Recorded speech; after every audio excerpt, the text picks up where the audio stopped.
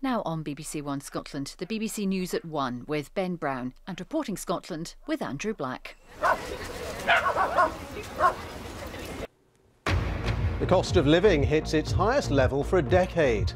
Inflation is running at 4.2%, driven by increasing costs of fuel, energy, transport and hospitality.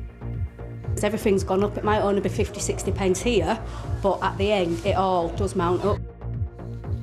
Well, we'll be looking at whether higher inflation will inevitably mean higher interest rates as well, also this lunchtime.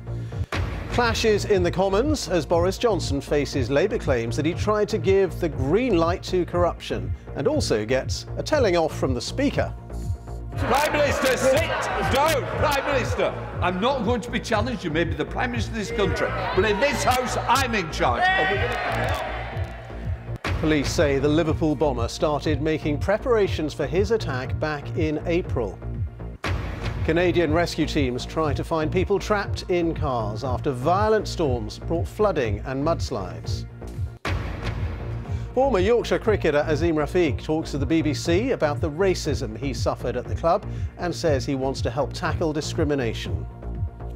I will still continue to be a critic and continue to call out what's wrong, because I think what this 15-16 months has shown is actually it needs some disruptions. And the first pictures of the Queen since she missed the Remembrance Sunday service amid concerns about her health. And on Reporting Scotland, a convicted rapist is jailed for at least 19 years after murdering a pensioner in her Glasgow flat. And what does the surge in the cost of living mean for consumers in Scotland?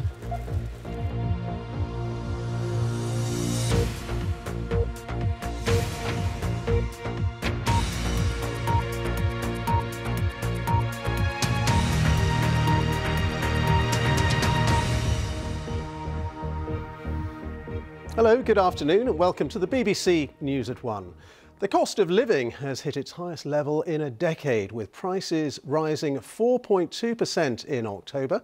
That is up from the previous month's figure of 3.1%. Well, it is a steeper rise than many economists had predicted and more than double the Bank of England's inflation target. Increases mainly because of higher energy and fuel costs, and it could mean a rise in interest rates in the next few months. Here's Coletta Smith.